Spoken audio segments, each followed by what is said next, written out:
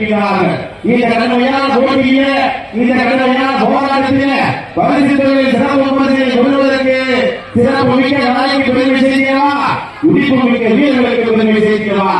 இந்த மாட்டிற்கு சிறப்பு பரிசாக மாரணி வலியேற்றல் PSR கண்டத்தில் உரிமையாளர் செல்வகுமார் வெளியேற்றம் சார்பாக 1,51 சிறப்பு பரிசாக சிறப்பிக் கொள்கிறார்கள். அத்தனை சிறப்பு பரிசுகளை பரிசு தொகையை கொள்வதற்கு